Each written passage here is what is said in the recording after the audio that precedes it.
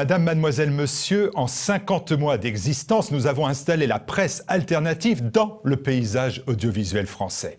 La croissance en nombre de vues, mais aussi en temps d'écoute et en nombre d'abonnés, déjà plus de 100 000 abonnés sur YouTube et le double sur les réseaux sociaux, constitue un vrai motif de satisfaction et au-delà, un signe d'encouragement pour poursuivre dans cette voie. En 50 mois, TV Liberté est devenu créateur d'informations et des médias classiques font appel dorénavant régulièrement à ces images. Tous les voyants semblent au vert. Malheureusement, en réalité, ce n'est pas exact. Je vous dois la vérité, il y a un vrai nuage au-dessus de nos têtes, un nuage noir qui, pour la première fois d'ailleurs, obscurcit l'été à venir. Ce nuage porte un nom cru, le manque d'argent. L'argent de notre communauté de donateurs nous offre la liberté, l'indépendance et, comme vous pouvez le voir chaque jour, le professionnalisme, la clairvoyance et la ténacité. Mais voilà, pour passer les très difficiles mois de l'été, il faut impérativement, absolument, que 750 d'entre vous qui me regardez nous fassent un don de 100 €, soit par chèque, par carte bancaire ou par PayPal. 750 dons de 100 €.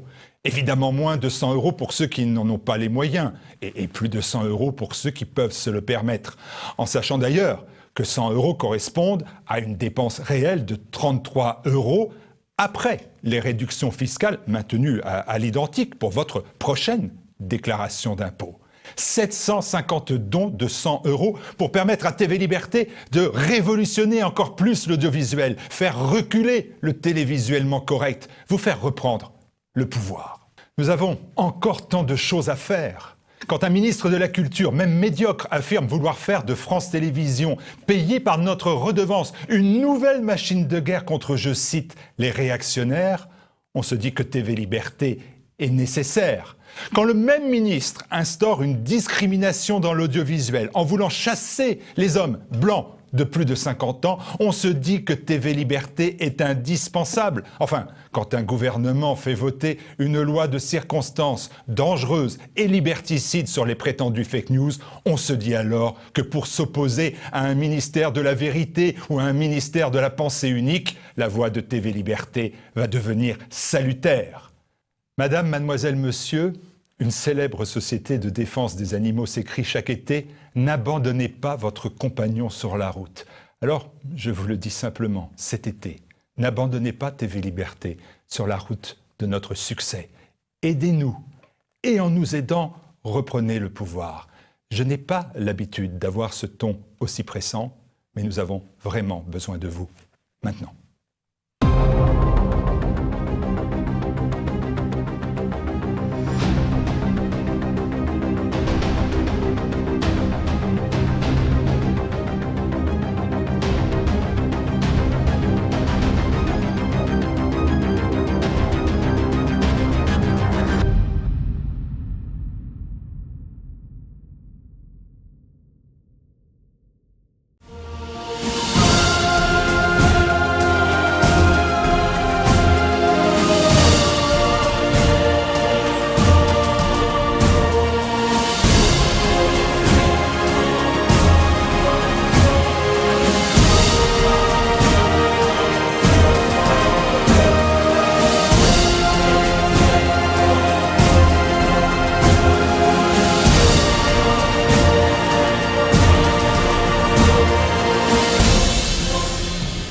Chers auditeurs, bonjour. J'ai le plaisir de recevoir aujourd'hui, pour une émission exceptionnelle, notre ami Bernard Lugan. Bernard Lugan, dont la production éditoriale ces derniers mois constitue en quelque sorte un résumé tout à fait passionnant de ce qu'a été son parcours intellectuel, et pas seulement intellectuel d'ailleurs, également militant, puisqu'il vient de publier ses souvenirs concernant mai 68 vue d'en face aux éditions Ballant. Il vient de publier également l'histoire militaire de la Louisiane française et des guerres indiennes, 1682-1804, aux éditions Ballant également.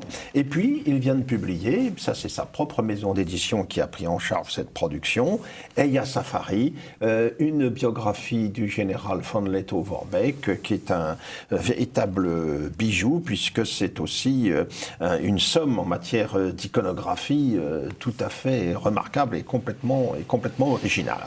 Alors, Bernard Lugan, j'évoquais donc ces 3 livres en disant en ouverture de cette émission qu'il résumait en quelque sorte votre parcours, votre existence, puisque jeune militant d'Action française, vous êtes aux premières loges en mai 68 pour réagir par rapport au grand carnaval que l'on sait. C'est à l'origine de ce petit ouvrage, mai 68 vu d'en face.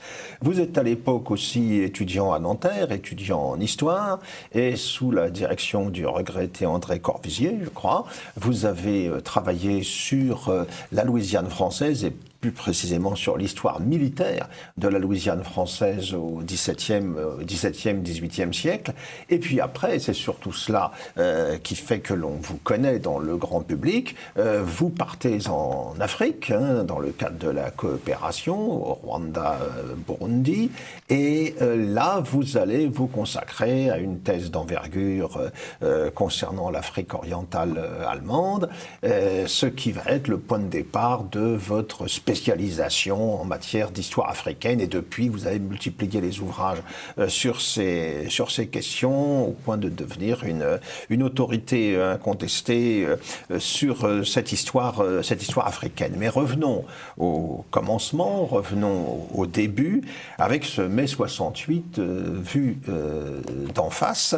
C'est bien seul en mai 68, vous n'étiez pas tout seul, mais enfin ceux que vous représentez et que vous évoquez dans ce livre n'étaient pas très nombreux dans le contexte de l'époque. Non, en fait, c'est l'histoire d'un corps franc. C'est l'histoire du corps franc qui s'est constitué à Saint-Cloud, autour de la section d'Action française, et qui ensuite s'est développé au sein de l'Action française parisienne. Et ce sont là un peu les aventures de ce petit corps franc que je raconte sur une période qui démarre en 67 et qui va se terminer en 71-72, au moment de la scission de l'Action française, quand les gauchistes de la NAF vont créer la nouvelle Action française avec Bertrand Renouval. Voilà, donc c'est l'histoire un peu de cette aventure que nous avons menée, une aventure militante.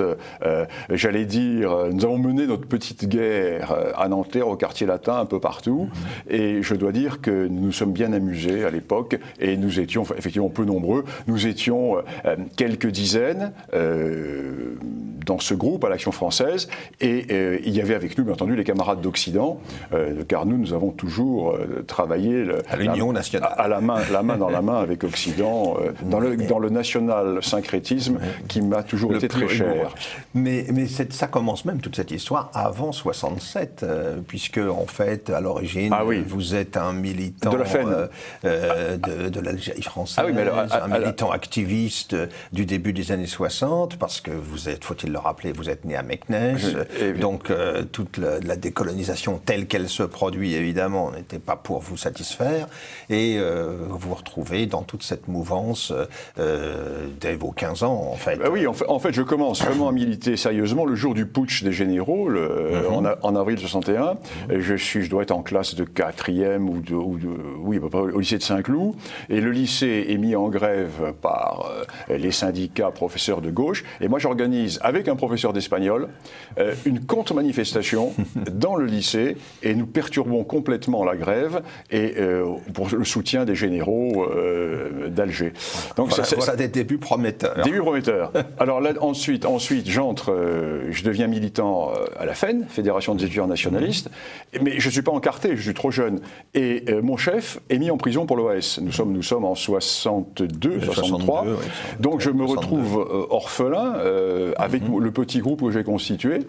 Et là, par les hasards de rencontres, nous passons à l'Action française. Il nous fallait une carte, il fallait une organisation, et nous entrons à l'Action française.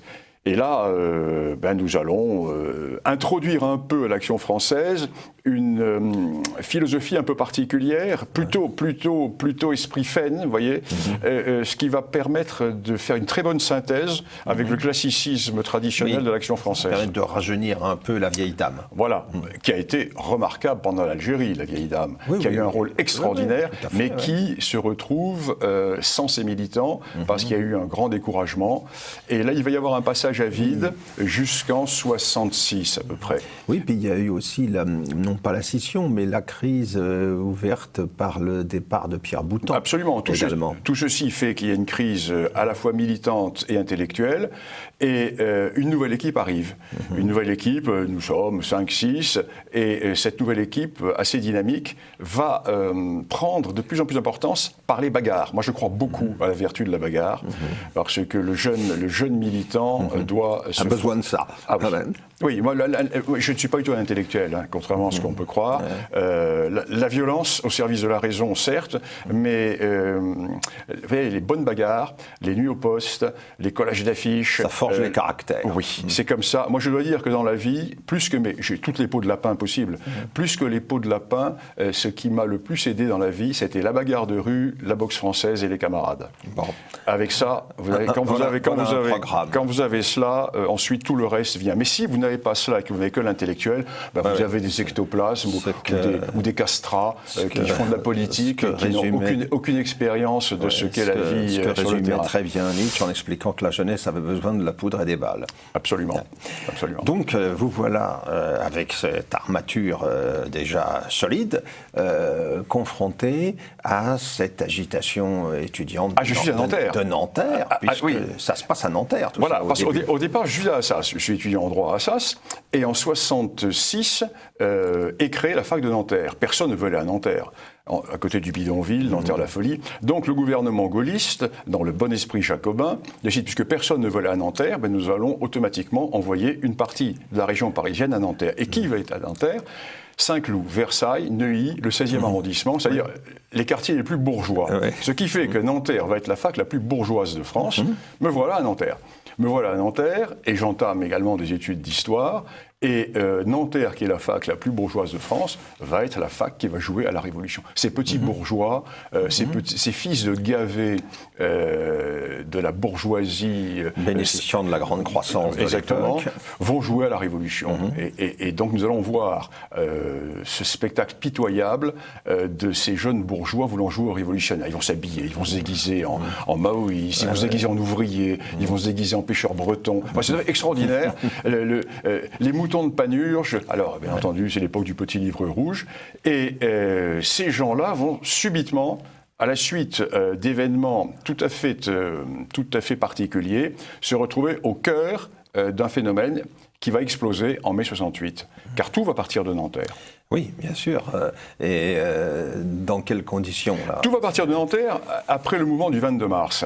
Oui, quand Cohn-Bendit réussit à rallier autour de lui les potaches et le monôme, mais derrière Cohn-Bendit, il y a les trotskistes, les gens sérieux, qui, eux, vont donner l'encadrement à tous ces moutons de Panurge. Et nous allons donc, du jour au lendemain, nous retrouver complètement isolés. Alors, quelles sont les forces politiques nationalistes à Nanterre ? Eh bien, il y a l'Action française. Il n'y a pas d'Occident à Nanterre. Il y a deux ou trois camarades, dont Marchal, mais il n'y a pas de groupe Occident à Nanterre. À Nanterre, le gros militantisme de Nanterre, c'est l'Action française. Et il y a un syndicat, la FNEF, la Fédération nationale des étudiants de France, avec Didier Gallo, Patrick Buisson, etc. Et c'est nous qui allons organiser la résistance. Et nous allons rapidement, après le 22 mars, nous retrouver complètement isolés dans la faculté, et nous allons nous retrancher sur la FNEF, avec les locaux de la FNEF. Et donc nous allons essayer, Didier Gallo va faire un travail magnifique, Patrick Buisson aussi, enfin, tous les camarades de la FNEF, qui vont donner, si vous voulez, une ossature d'organisation, et nous faisons, si vous voulez, le coup de poing. L'AF pour le coup de poing, la FNEF pour l'organisation, et donc nous allons tenir à peu près jusque fin avril, Quand nos camarades d'Occident décident de faire un grand meeting à Nanterre, le doyen Grappin leur donne l'autorisation de faire ce meeting.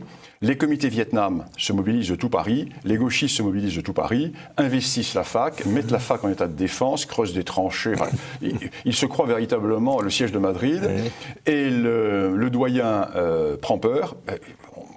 Il a peut-être eu raison d'ailleurs, parce que les affrontements allaient être terribles, parce que l'Occident maintenait sa présence, et nous étions également mobilisés, bien entendu, avec nos camarades d'Occident, et donc on partait vraiment pour la grosse castagne, et on ne sait pas ce qui aurait pu se passer. Donc Grappin ferme la faculté, et Nanterre sort de l'histoire. Va re-rentrer dans l'histoire à la rentrée, en octobre-novembre 68, et Nanterre sort de l'histoire. Nous sommes le 3 mai, et tous les gauchistes mobilisés basculent à Paris, investissent à Sorbonne, et nous replions à Assas. Et là va se passer un événement qui est peu connu, mais qui est tout à fait fondamental. Les gauchistes tiennent un meeting dans la cour de la Sorbonne, et nous décidons, nous, d'attaquer la Sorbonne. Donc nous partons du local, des locaux qui sont situés, de la Corpo située derrière la fac de droit. Nous nous rassemblons sur le parvis de la fac de droit d'Assas et nous descendons. Alors Occident plus la F, plus les quelques survivants de la FEN, plus les gens de Roger Olindre, les nationaux. À l'époque, on appelait les nationaux. Combien sommes-nous? Je ne sais pas, peut-être 250, 300. Nous descendons pour prendre la Sorbonne. Et si nous avions pu prendre la Sorbonne ce jour-là, mai 68 n'aurait pas éclaté, du moins n'aurait pas éclaté le 3 mai. Conditions-là, ouais. Pas dans ces conditions-là. Et là, nous nous sommes fait arrêter rue des Écoles par les gardes mobiles, les CRS, qui jusque-là avaient laissé complètement, pendant des mois, se dérouler l'agitation gauchiste, mais qui, pour nous, décident une politique de fermeté. Donc, nous nous replions sur Assas. Et dans l'après-midi, la police intervient dans la faculté de la Sorbonne pour expulser les gauchistes qui occupent la cour centrale de la Sorbonne. Et à la sortie, les étudiants sont rassemblés et les premiers pavés partent sur les... il est 5h30 de l'après-midi, mai 68 démarre. Voilà. Ça, alors, mai 68 démarre et il y a 2 mai 68. Et là, Gérard Filoche, qui a été interviewé ici par Martial Bill sur TV Liberty, l'a très bien expliqué. Ça, il y a eu 2 mai 68. Il y a eu le mai 68 des petits bourgeois, celui dont je parle, des étudiants de Nanterre et de Paris, et il y a ensuite le mai 68 des ouvriers et des syndicats, qui lui va démarrer vers le 13 mai. C'est un tout autre mai 68.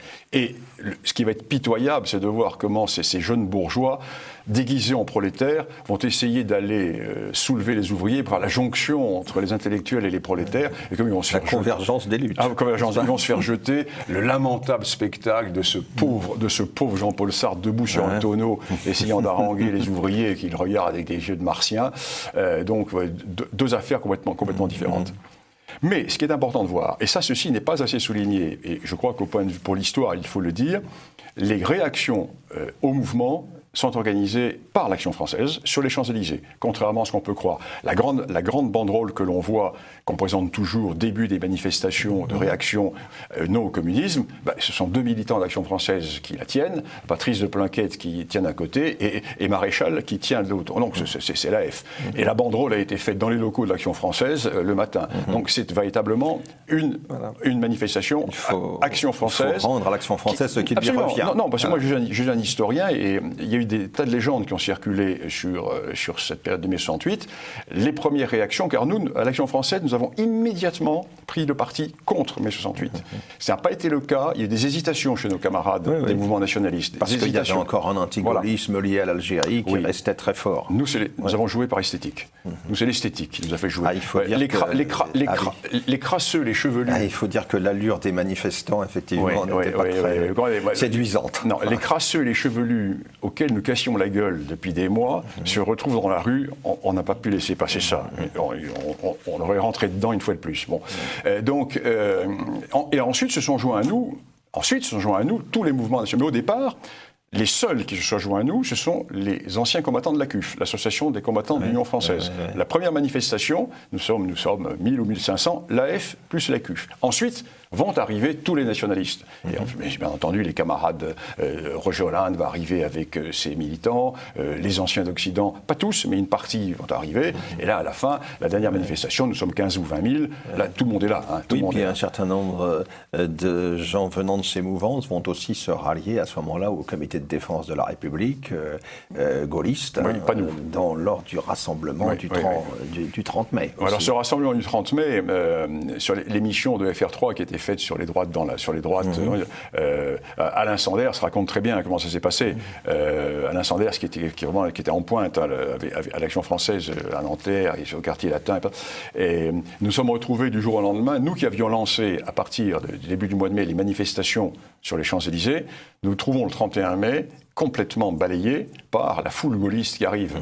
Et là, je me dis, c'est vraiment les bourgeois, les peureux, comme on disait dans les queues plates de sous-préfecture, vous voyez, les lapins de coursive qui sortent, ils sont rassurés, parce que l'armée est là, donc le bourgeois est rassuré. On les a pas vus, quand la poudre parlait, on les a pas vus. Et alors là, ils étaient heureux. Alors, qu'avons-nous fait avec Sanders, c'est qu'avec le camarade, on s'est dit, on va se payer sur la bête. Donc nous avons pris des sortes de troncs, on a quêté pour les étudiants de Nanterre qui résistent qui voulaient nous avons ramassé un trésor de guerre, nous avons fait deux choses avec. D'abord, nous sommes partis faire un gueuleton à tout casser à Montfort-la-Morue dans un excellent restaurant. On a passé quasiment un jour et une nuit à gueuletonner aux frais des bourgeois. Et ensuite, nous avions un petit trésor de guerre et nous avons passé des très belles vacances d'été grâce à l'argent soutiré aux peureux et aux électeurs gaullistes. Et après ces bonnes vacances, il faut revenir aux études, il faut revenir aux choses sérieuses. Alors là, parce qu'à l'époque, vous êtes étudiant quand même. Oui, alors là les choses sérieuses commencent. Étudiant en histoire alors là, ça devient sérieux. À Nanterre, et notamment, vous arrivez à l'âge de la maîtrise. Non, mais surtout, il faut travailler sur un mémoire. Surtout, c'est que la rentrée de Nanterre va être très difficile, parce que nous sommes complètement tricards à Nanterre. Et moi, je fais mes cours, j'arrive le matin 1 heure avant les femmes de ménage. Quand j'ai cours, je me cache dans les placards à balai pour pouvoir arriver en cours, pour chasser par... C'est vraiment la chasse à l'homme. Nous sommes vraiment... Alors évidemment, on fait des coups de commando pour réagir, mais on se retrouve vraiment dans une situation d'isolé, d'assiégé à Nanterre. Et c'est pas facile. Malheureusement, malgré cela, nous continuons nos études. Et effectivement, je fais ma maîtrise avec le professeur Moreau, que je ne peux pas soutenir à Nanterre, parce que je suis interdit de séjour à Nanterre. Il y a mon nom à l'entrée de la faculté. Je sais que le jour, si j'étais venu soutenir à Nanterre, j'aurais été lynché. Donc la soutenance se fait à la Maison de l'Amérique latine, rue Saint-Guillaume. Et là, le professeur Corvisier, qui était au courant de ma maîtrise sur la Louisiane, me dit, écoutez, Corvisier qui avait fait cette merveilleuse somme sur le soldat français au XVIIIe siècle, et André Corvisier me dit, écoutez, je vous propose de faire le pendant de ce que j'ai fait pour le soldat colonial français. Donc je dépose un sujet de doctorat d'État qui a pour titre « Le soldat colonial français au XVIIIe siècle ». Et il me dit, vous allez commencer par les Amériques, vous partez en Louisiane. Et au lieu de partir en Louisiane, j'arrive au Rwanda. Ah oui. Hasard de l'existence. Que s'est-il passé? Écoutez, on en parlera, c'est une autre histoire. C'est une autre histoire. Voilà, il a fallu s'exfiltrer rapidement. Disons que le service de l'État... la coopération. Voilà, le service de l'État m'appelle ailleurs. Voilà. Voilà. Mais c'est inattendu, parce que totalement. Il y avait des liens avec l'Afrique à travers le Maroc. Mais moi, j'étais parti... l'Afrique noire, c'était rien d'évident. L'histoire contemporaine ne m'intéressait pas. J'ai toujours vécu avec l'idée « efforce-toi de ne jamais être de ton temps ». Donc, 18e à la limite, c'est le modernisme le plus criant que je pouvais accepter. Donc, le 18e... Ou les temps à venir. Donc, le 18e colonial m'allait très bien. Donc, me voilà parti. Si j'avais continué, je serais peut-être au Collège de France maintenant, car je n'aurais pas été dans l'œil du cyclone en travaillant sur l'Afrique. Je n'aurais dérangé personne en travaillant sur le soldat colonial français au XVIIIe siècle. Et j'ai travaillé de 69 à 72, tous les jours, sauf les jours de bagarre, aux archives nationales, rue Quincampoix, et j'ai dépouillé, au quartier, au Quincampoix, dans le quartier du Marais, pardon, et j'ai dépouillé des registres militaires extraordinaires, notamment les séries B22, C13, C13A, C13C, des registres qui n'avaient jamais été dépouillés. Il y avait encore le ruban rose du Conseil de la Marine, et avec beaucoup d'émotion, tout a été maintenant photocopié, microfilmé, mais à l'époque non. Et donc j'ai amassé une quantité considérable de documents, et ces documents, je les ressors maintenant, je les ressors 40 ans après, en ressortant tout ce qui m'avait intéressé, moi, dans cette histoire de la Louisiane, c'est-à-dire les relations entre les officiers français et les Indiens. Déjà, vous voyez mon côté lyotéen, les affaires indigènes, et bon, ça va être le thème de notre deuxième point, nous en parlerons tout à l'heure. Oui, puisqu'il s'agit là maintenant d'évoquer l'histoire militaire de la Louisiane française et des guerres indiennes, donc aux éditions Balland. Alors je précise tout de suite que c'est ouvrage dans lequel vous pensez sur cette histoire tout à fait particulière et largement méconnue ou oubliée aujourd'hui. Alors ce n'est pas une histoire de la Louisiane que j'écris, c'est une histoire militaire. Non, parce que vous avez déjà fait une histoire de la Louisiane il y a un certain nombre d'années maintenant. Là c'est une histoire militaire, c'est-à-dire je prends l'histoire de la Louisiane à travers la politique militaire française et à travers les relations franco-indiennes. Je montre comment il y a une tradition française qui existait déjà avant les bureaux arabes d'Algérie, avant les affaires indigènes, qui existait déjà au XVIIIe siècle, en Louisiane. Parce qu'en Louisiane, dans cette région, la Louisiane, ce n'est pas la Nouvelle-Orléans. Il faut oublier cela. Les gens s'imaginent. La Louisiane, ça part des Grands Lacs jusqu'à la Nouvelle-Orléans. Ça va du Mississippi aux Rocheuses. Aux Rocheuses. C'est gigantesque. Imaginez ce territoire de 3000 km de long, occupé par, au maximum, 200 militaires français. Maximum 200 militaires français, en dehors de la garnison Et entre chaque poste français, alors la carte montre, la carte de l'Amérique du Nord au XVIIIe, la carte qui est présentée à l'écran pour le moment, donc cette carte montre bien, les Anglais sont accolés à l'extrême est, sur le littoral atlantique, et les Appalaches. Et bloqués par les Alleghenies, par les Appalaches. Les Espagnols sont complètement à l'ouest et ne contrôlent pas grand-chose. En Floride. Un petit peu de la Floride et surtout le Mexique et le Nouveau-Mexique. Et au milieu, les Français. Un territoire qui part de la baie d'Hudson et qui va jusqu'au golfe de Mexique. Et dans cette zone, il y a une zone de confrontation qui apparaît en jaune sur la carte, qui est la zone de confrontation dans toute la vallée de l'Ohio, qui est le couloir de passage des Anglais vers le Mississippi. Et toute l'histoire de la Louisiane française, genre militaire, va être pendant un siècle et demi comment 200 à 300 soldats et officiers français oubliés vont bloquer la déferlante anglaise sur la vallée du Mississippi, en tenant à l'intérieur du territoire anglais, en amont, les fleuves sur les postes. Ils vont tenir pourquoi ? Parce qu'ils ont une politique indienne.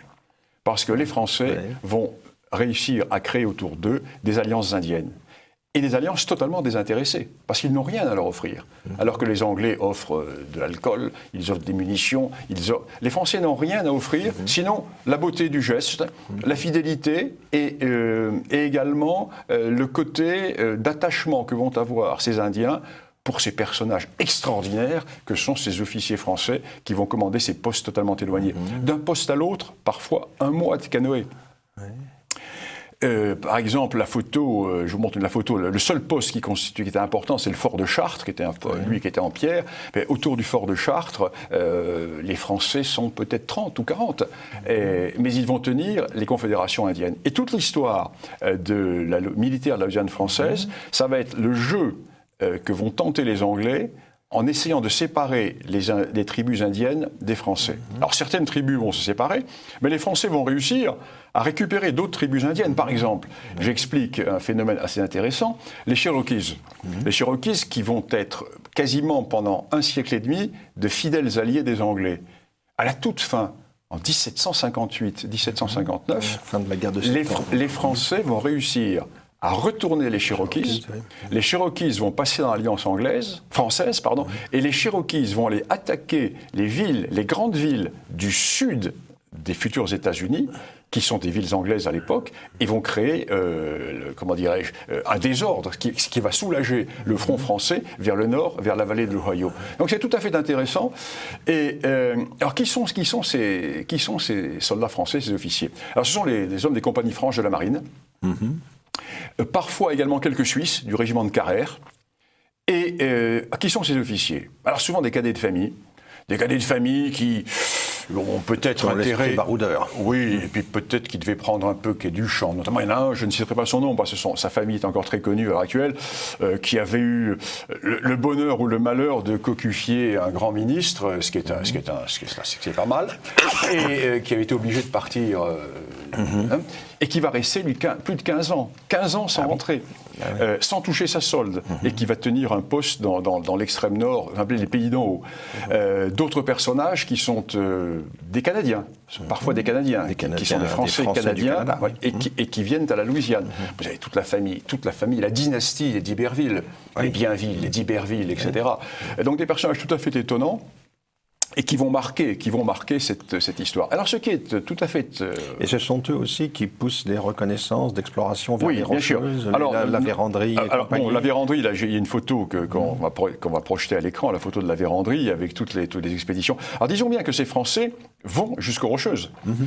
Les Français vont... Eux qui découvrent les Rocheuses au XVIIIe. Ils vont nouer des relations avec les Sioux, avec les Comanches, lorsque la ruée vers l'ouest américaine va se faire beaucoup plus tard, les pionniers vont régulièrement arriver dans des tribus dans lesquelles il y aura quelques individus qui parleront de quelques bribes de français. Il y aura parfois des métis, des descendants de coureurs de prairie. De coureurs de prairie. Donc c'est une épopée assez extraordinaire. Oui.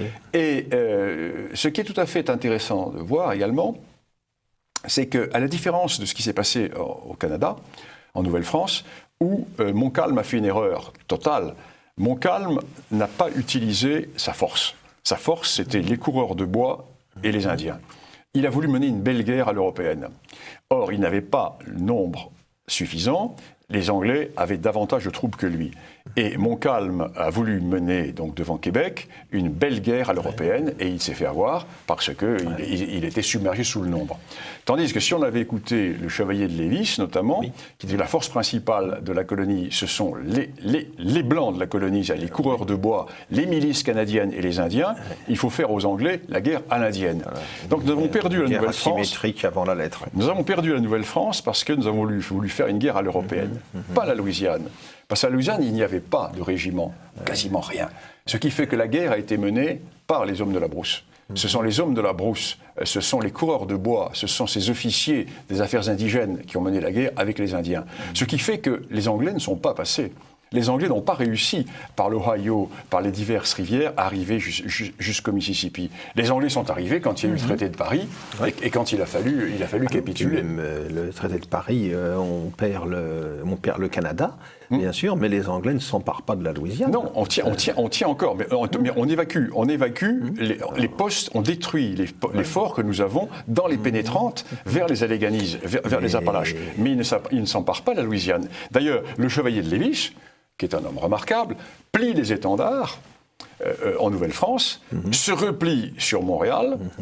Les marchands de Montréal trouvent que la guerre est embêtante parce que le commerce des peaux ne se fait plus et demandent à Lévis d'arrêter le combat. Donc Lévis se replie vers les Grands Lacs et là il est question d'organiser la résistance à partir de la Louisiane.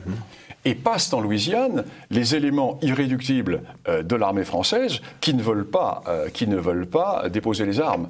Et donc nous nous retrouvons avec une nouvelle guerre qui se fait, qui devient la guerre de brousse complète, qui devient la guerre de Louisiane, où nous ne perdons pas. Et alors cette Louisiane française, malheureusement, c'est une histoire qui va s'arrêter rapidement, puisque Napoléon fera le choix de vendre le territoire aux États-Unis, ce qui pouvait se comprendre vu les faiblesses navales de la France à l'époque. Et puis mais ça, je ne le traite pas. Ça, je ne le traite pas dans mon livre. Oui. Je ne le traite pas. Moi, je traite uniquement l'aspect militaire. C'était clore une histoire brillante et une histoire glorieuse. C'est tout le mérite de cet ouvrage de nous la rappeler, hein, parce qu'on connaît bien l'épopée du Canada français, vous avez évoqué les figures de Montcalm ou du Chevalier de Lévis, mais cette histoire de Louisiane et cette histoire militaire de Louisiane reste tout à fait méconnue. Et je raconte, je crois que je suis le premier à publier cela, je vais faire une carte des portages. Parce que toute la jonction entre la Nouvelle-France, le Canada et la Louisiane se fait par les portages. Il y a le système du Saint-Laurent et ses affluents, et le système du Mississippi et ses affluents, et dans le nord. Donc, entre les deux systèmes de communication, il y a des portages. Parfois des portages où il faut porter le canoë sur la tête, un jour, 2 jours, 3 jours, jusqu'aux confluences. Et donc, toute la tactique militaire des pays d'en haut de la Louisiane va être de tenir ces portages. D'où l'importance des alliances avec les tribus indiennes qui sont notamment les renards, qui tiennent. Sécuriser les parcours. C'est très important, ça je le publie avec la carte des forts. Donc j'ai vraiment fait une histoire militaire. Hein. Oui, et encore une fois, une histoire qui n'est pas connue, méconnue. Et parce qu'on nous parle toujours. Le mérite de cet ouvrage de faire revivre cette épopée bien particulière. Parce qu'on nous parle toujours de la Louisiane et de la Nouvelle-Orléans, mais c'est pas ça la Louisiane. Oui. La Louisiane, c'est comme si on parlait de l'histoire de l'Algérie, Alger. Non, c'est l'intérieur. La Nouvelle-Orléans, dont nous célébrons cette année le 3e centenaire. Absolument. Il faut le rappeler. Alors, la Louisiane, bien sûr, mais ensuite, et c'est là l'essentiel ensuite pour vous, il y a l'Afrique. Il y a les Afriques. Voilà. Les Afriques, au pluriel, c'est les Afriques. Pluriel tout à fait justifié, parce que vous vous retrouvez donc en Afrique centrale, au Rwanda, au Burundi, à la fin des années 60, et là, ça va être le point de départ d'une rencontre riche de conséquences entre vous-même et l'Afrique subsaharienne. Oui, que je connaissais déjà, mais surtout ce qui va se passer, c'est qu'en février 1973 a lieu un massacre terrible à l'université. Je perds la moitié de mes étudiants dans la nuit. Alors nous sommes là à Bujumbura. Nous sommes à Butare au Rwanda. À Butare au Rwanda, oui. Ex-Astrida. Et là, je perds la moitié de mes étudiants dans la nuit. Donc nous sommes en février 1973. L'université ferme jusqu'au mois de novembre prochain. Que faire? Et qui a massacré qui? Rappelons-le. Ah ben là, ce sont les Hutus qui ont massacré les Tutsis. D'accord. Oui. Donc, je me retrouve, l'université est fermée. Que faire? Je charge ma Land Rover avec du sel, de la farine, des marmites, des jerrycans, mes armes de chasse, je prends 2 de mes boys et je pars chasser dans toute l'Afrique de l'Est. Donc je pars chasser de mars, avril, mai, juin, juillet, août, septembre, octobre. Donc Kenya, Tanzanie, Ouganda, et je fais je campe dans le cœur d'une grande gros. On n'a plus rien à descendre maintenant. Je plante ma tente dans le cœur d'une grande gros. Donc je fais 6 mois dans toute l'Afrique de l'Est, qui était encore l'Afrique de l'Est, la grande Afrique de l'Est. Donc là, je vois absolument tout ce qu'est cette immense Afrique de l'Est. Et puis je rentre au Rwanda. Et là, je me dis que c'est complètement idiot de continuer à travailler sur le soldat français au XVIIIe siècle aux Amériques. Oui.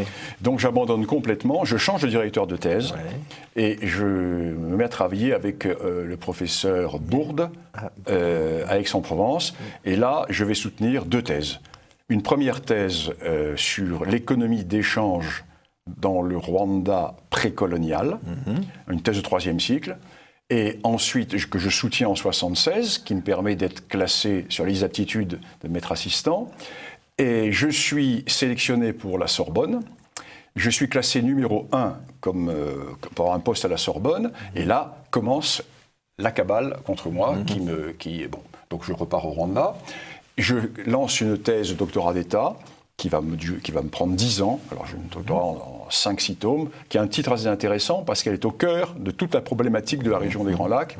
Ma thèse a pour titre « Entre les servitudes de la houe et les sortilèges de la vache, le monde rural dans l'ancien Rwanda ». Donc, dans cette thèse de 2000 pages, je montre comment les sociétés se créent en fonction des spécialisations agricoles, pastorales, et le dualisme vache-houe, Hutu, Tutsi, homme de la vache, homme de la glèbe, homme de la houe, homme du bétail. Donc c'est toute l'histoire. Bien sûr. Et donc je travaille énormément pour cela. En même temps, je monte une mission archéologique dans tout l'est du Rwanda, parc de la Kagera, toute cette zone, et je vis 6 mois de l'année au milieu des animaux, parce que nous sommes 3 blancs à vivre dans le parc de la Kagera, un médecin, un camarade qui s'occupe de faire les pistes et moi. Nous sommes à 1 heure de Land Rover les uns des autres. Moi, je suis tout seul avec une trentaine de gars, 10 gardes, car je fais la lutte contre le braconnage en même temps. Et je suis dans le parc, 6 mois de l'année, au milieu des animaux, et je fais mes fouilles archéologiques. Et le résultat, je donne mes cours à l'université et j'avance ma thèse. Et ça va durer pendant jusqu'au moment où je suis mis à la porte. Jusqu'au moment où je suis mis à la porte, non pas par les Rwandais, je suis mis à la porte par le ministère de la Coopération. 81, mes bons petits camarades de mai 68 arrivent au pouvoir. Donc tous ceux auxquels j'avais frotté ma trique sur les aisselles et sur l'occiput pendant des années au quartier latin se retrouvent dans les ministères. Évidemment, doit arriver ce qui doit arriver, ils me virent. Donc ils me virent, mais comme je suis titulaire de l'enseignement supérieur, qu'entre-temps je été titularisé, j'arrive en France avec mon poste. Donc il faut qu'on me recase quelque part, parce que j'ai mon poste. Et là, le ministère me dit, écoutez, vous habitez dans l'Allier, j'habitais à l'époque en Bourbonnais, vous avez 3 universités, vous auriez votre poste, laquelle? Vous avez Saint-Étienne, Clermont-Ferrand et Lyon. Saint-Étienne, non. Clermont-Ferrand non plus, ne m'intéressait pas. J'arrive à Lyon. Je ne connaissais pas Lyon. Je n'avais aucune attache à Lyon. Et là, je tombe sur l'université de Lyon 3, que je ne connaissais pas. Et les jardins de Lyon 3, à l'époque, c'était une faculté anglaise. Je me dis, c'est exactement ce qu'il me faut. Donc, ils avaient besoin d'un africaniste, et j'entre à Lyon 3 comme ça. Et, comme il n'y a pas de hasard dans la vie, je tombe dans la seule université un peu, comment dirais-je, dotée d'attributs qui sont assez rarement dotés dans le pactage des professeurs de l'université. Oui. L'université, on est espagnol, un petit noyau de solides cojones. Donc avec le président Goudet, avec Audry, avec Vial, avec tous ses camarades. Alors là, nous avons un groupe tout à fait intéressant. Mais évidemment, nous sommes tout de suite dans l'œil du cyclone par nos bons camarades gauchistes, d'où la campagne contre Lyon 3, etc. Voilà. Je précise tout de suite que Lyon 3 a été normalisé, a été totalement émasculé, et que Lyon 3 à l'heure actuelle, est une faculté totalement rentrée dans la norme. Mais en tout cas, vous êtes devenu, entre-temps, un spécialiste de l'Afrique. Oui, alors j'ai la chance d'avoir un président qui s'appelle Jacques Goudet, et qui comprend tout de suite qu'on ne me tient pas en laisse. Et je lui dis, voilà, monsieur le président, moi je vous dis tout de suite, moi je ne reste pas 1 an à faire des cours, moi c'est l'Afrique. Et il me dit, bah, écoute, c'est simple, tu vas bloquer tes cours et tu vas continuer à voyager en Afrique. Ce qui fait que je vais passer tous les ans, à peu près 5 à 6 mois aux Afriques. Et c'est ma grande période Afrique australe. Et là, pendant quasiment 10 ans, je suis une partie de l'année en Afrique australe. Alors Afrique australe, Afrique du Sud, Rhodésie, qui veut dire Zimbabwe, Sud-Ouest africain, Namibie, et puis Angola, etc. Et avec à la clé un premier ouvrage destiné au grand public, après les travaux universitaires, qui est une histoire de l'Afrique du Sud. Que je sors en 86. Voilà. Et je dois dire que c'est grâce à vous que je l'ai fait, car c'est vous qui m'avez conseillé l'éditeur, Perrin. Oui, oui, voilà. Donc oui. voilà, et j'ai fait mon premier. J'avais déjà écrit un livre avant, mais qui n'était pas un livre universitaire. J'avais écrit un récit avec mon camarade Arnaud de Lagrange, qui s'appelait Le Safari du Kaiser. Et qui était un récit où je racontais un peu la guerre de 14 en Afrique de l'Est. L'époque de Von Leto. Voilà. Mais c'est un récit, Et ensuite, mon premier livre scientifique, c'est mon histoire d'Afrique du Sud, donc fait chez Perrin. Et puis à partir de là, j'ai enchaîné les histoires du Maroc, l'histoire de l'Égypte, l'histoire à l'endroit, Afrique, l'histoire à l'endroit. Voilà, tous les. Parce qu'ensuite, après mes 10 ans d'Afrique australe, je travaille par période de 10 ans. Et j'ai basculé sur tout le monde sahélo-saharien, nord-africain et égyptien. Et là, j'ai beaucoup travaillé sur toute l'Égypte, Libye, Sahara occidental, Maroc, etc. Et maintenant, vous suivez de près toute l'évolution de la bande sahélienne, de pays comme le Mali, le Niger, etc. Alors, voyez, moi qui au départ n'étais pas du tout tourné vers l'histoire contemporaine, me voilà maintenant complètement dans le bain géopolitique. En plus, avec mes cours à l'école de guerre et mes cours à Saint-Cyr, à Coët-Quidan, où je suis complètement dans la géopolitique, où j'étais, parce que j'ai été viré de l'école de guerre, pour vous en douter. À Coët-Quidan, je suis à peine toléré, mais peu importe. Mais pendant 10 ans, j'ai beaucoup travaillé avec les institutions militaires, ce qui m'a permis de passer dans une autre phase de mon approche de l'Afrique, une approche géopolitique. Et puis une approche plus contemporaine. Plus contemporaine. personne. Donc je dois dire qu'entre l'archéologie et les crises actuelles, je balaye à peu près la totalité de la longue durée. Et je balaye la totalité du continent, parce que je crois que je connais tous les pays d'Afrique. Exactement, et alors en plus, au fur et à mesure, vous introduisez une grille de lecture, un paradigme particulier qui est tout à fait original à ce moment-là. C'est une lecture de l'histoire et de l'actualité africaine à travers celle des ethnies, des groupes humains qui constituent le tissu humain de cette Afrique noire, alors que la plupart des observateurs raisonnent sur les valeurs démocratiques, sur des territoires et des États complètement artificiels nés de la décolonisation.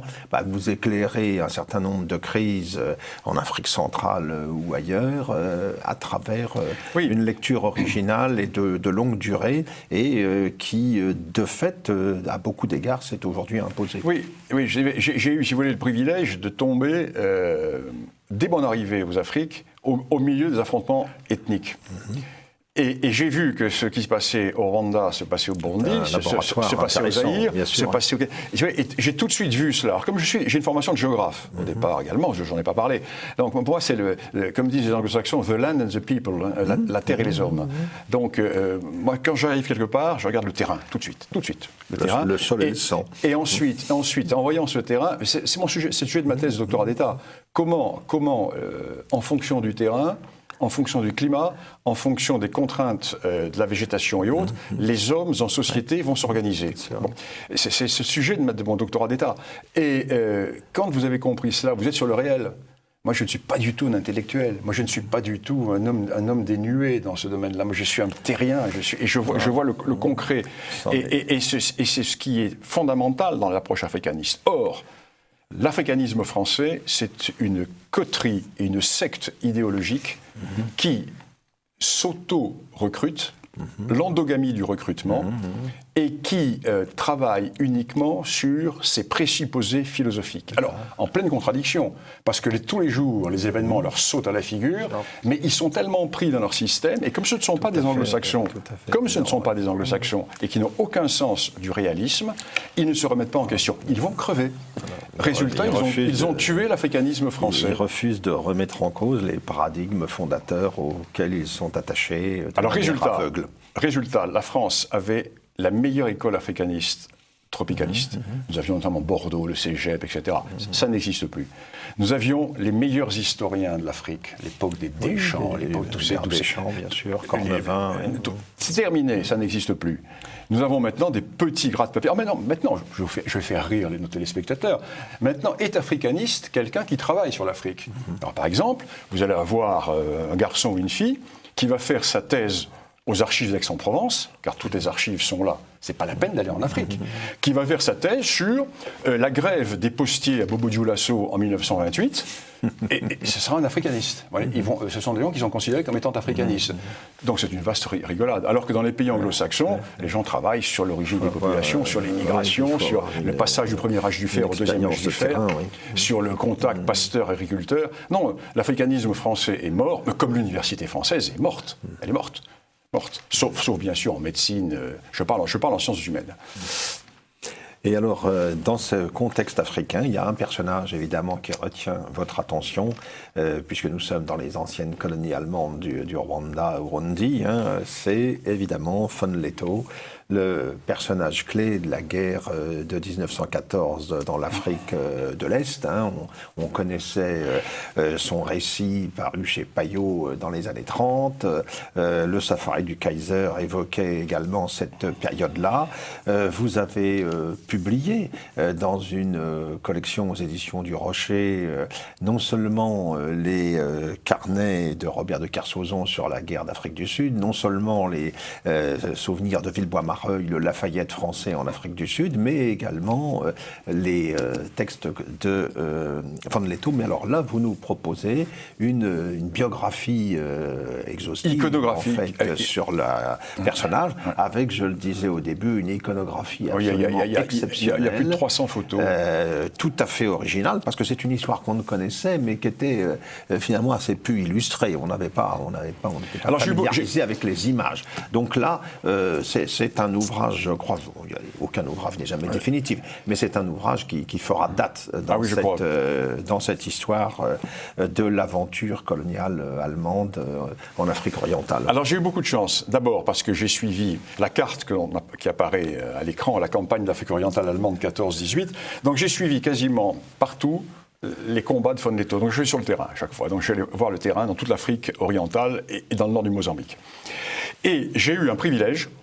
En 73-74, j'ai pu rencontrer les 2 derniers officiers allemands survivants de la campagne, qui étaient des vieux messieurs, mais encore en pleine santé, et qui m'ont donné leurs archives.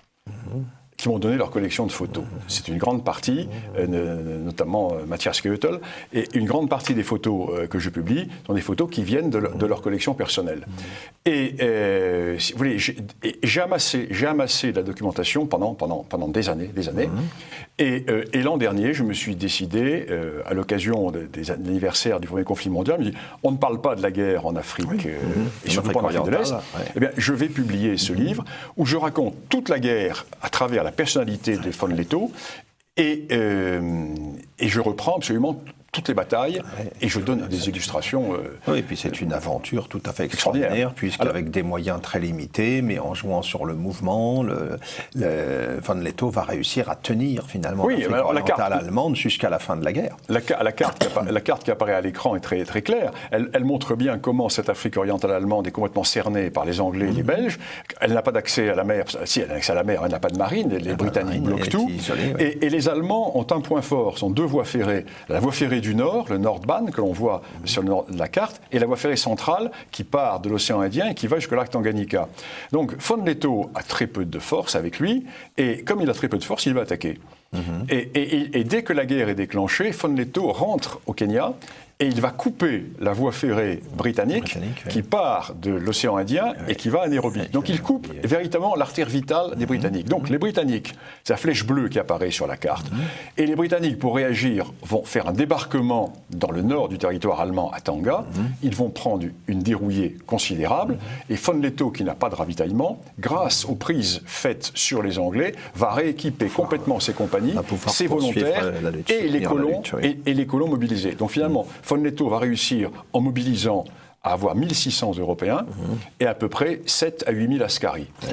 Et ces hommes vont lutter au total contre plus de 300 000 Anglais, Belges et Portugais. Et von Lettow va tenir le terrain jusqu'en 1916. Alors que les autres colonies allemandes, elles vont succomber. Elles ont succombé, elles ont été... dans le sud-ouest africain. Le Cameroun a un peu mieux tenu. Et donc, von Lettow, en 1916, se trouve pris par ces offensives, les flèches vertes que vous voyez sur la carte, pris de tous les côtés. Donc von Lettow se replie sur le chemin de fer central, et il perd le chemin de fer central, parce qu'il sait très bien que chaque combat, il remporte toutes les batailles, mais il perd la campagne, parce que chaque fois qu'il a des pertes, ces pertes il ne peut pas les compenser. Ce qui fait qu'il se dit qu'il faut changer complètement de tactique, et là, il se replie, donc les flèches rouges que vous voyez sur la carte, et il envahit le Mozambique. Il envahit le Mozambique portugais. Il faut dire que les Portugais lui ont donné une occasion de l'envahir, parce que les Portugais ont attaqué dans le dos les troupes allemandes, alors qu'il n'y ait pas de belligérance avec le Portugal. Mais qui est entré en guerre en 1916, le Portugal. Et les Portugais sont rentrés, mal leur en a pris, parce que le contingent portugais qui est rentré en territoire allemand s'est fait complètement laminer par une compagnie allemande, et du coup, cette compagnie allemande poursuit les Portugais au Mozambique, et là, les tribus se soulèvent pour les Allemands. Donc le commandant allemand rencontre à von Lettow, et von Lettow dit, plus c'est comme ça, on envahit le Mozambique et on va se refaire sur le territoire portugais.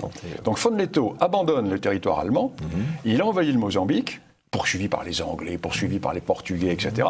Il remporte des batailles considérables, et il descend quasiment jusqu'à Quelimane.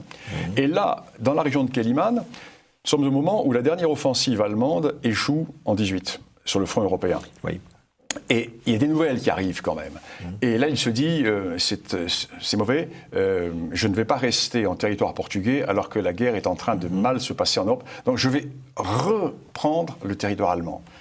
Et il refranchit la frontière, il rentre à nouveau dans le territoire allemand, on le montre bien sur la carte. Alors les Anglais le poursuivent, les Portugais, il remporte victoire après victoire, il ne reste quasiment plus personne. Il lui reste à ce moment-là 200, 300 Allemands et 1500 Askaris.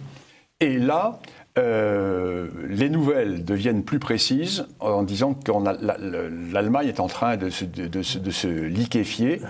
Et il dit, puis c'est comme ça. Eh bien, moi, je porte la guerre en territoire anglais. Et il franchit la frontière, il rentre dans l'actuelle Rhodésie du Nord, enfin la Zambie, et là, ces officiers, ces quelques officiers, lui disent, mon général, il y a un plan à faire. Nous traversons toute l'Afrique australe, par la bande de Caprivi. Nous arrivons au sud-ouest africain, où les Sud-Africains ont interné les 15 000 Allemands qui vivaient sur le territoire, plus la garnison. Nous soulevons ces Allemands, nous les réarmons, nous rentrons en Afrique du Sud, nous soulevons les bourgs, nous redéclenchons la guerre des bourgs et nous mettons les Anglais à la porte.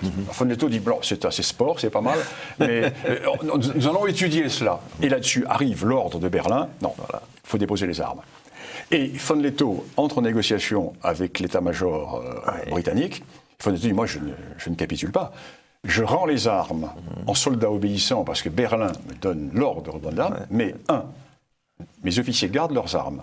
2, honneur militaire. 3, vous nous rapatriez en Allemagne.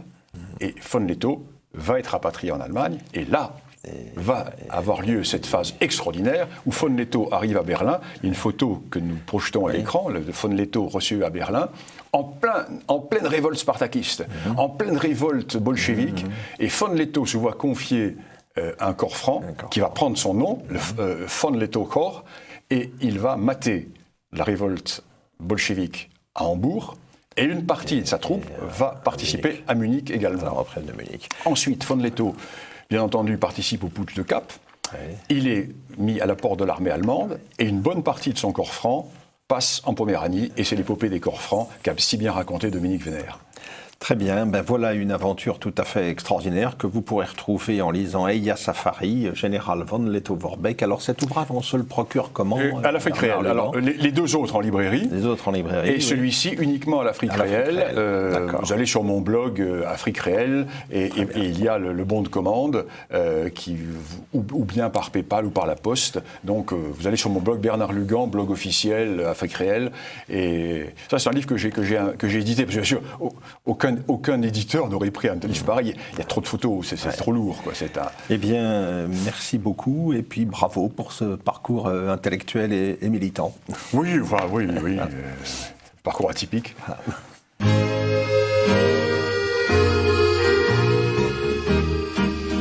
Wie oft sind wir geschritten auf schmalem Negerpfad, wohl durch der Steppe mitten, wenn früh der Morgen naht.